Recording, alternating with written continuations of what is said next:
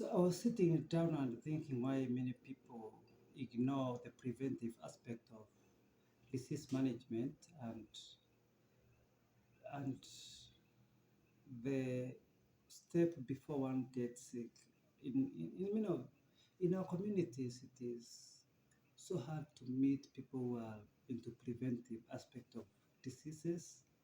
And in these cases, it is because many people do not value preventive, which might include nutrition, vaccination, and many aspects of preventing the disease before it really enters into one's system or body. And the major cause of this is mostly ignorance, and in many cases, people have the right information and they have the right knowledge of how to prevent diseases and infirmities. But you see, people do ignore and they count drug as magic. People see drug as this substance which is made in a very controlled environment with the best of the best doctors from St. John Hopkins.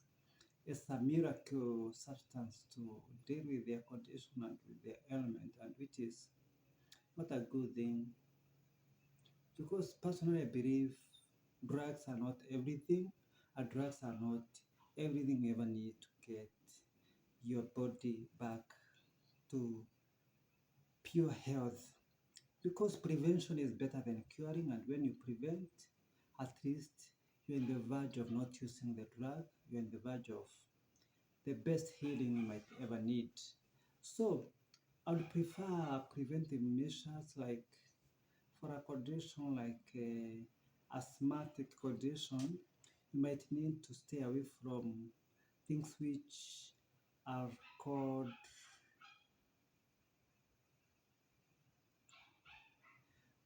you might need to stay away from things which are called allergens, something like pollen, something like dust. We have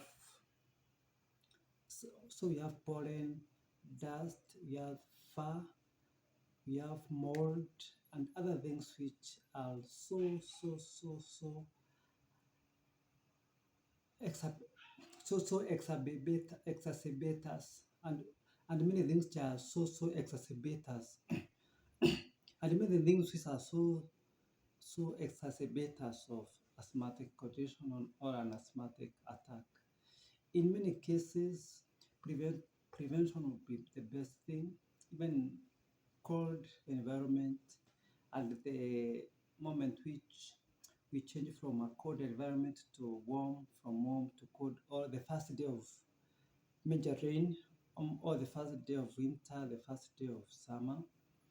These are one of the peculiar days which exacerbates asthmatic condition because your body perhaps was adapted to warm and non-humid environment, but all of a sudden there is a cold and humid environment. So your body and your lungs treat that as an allergen because there is an humid and extremely humid air.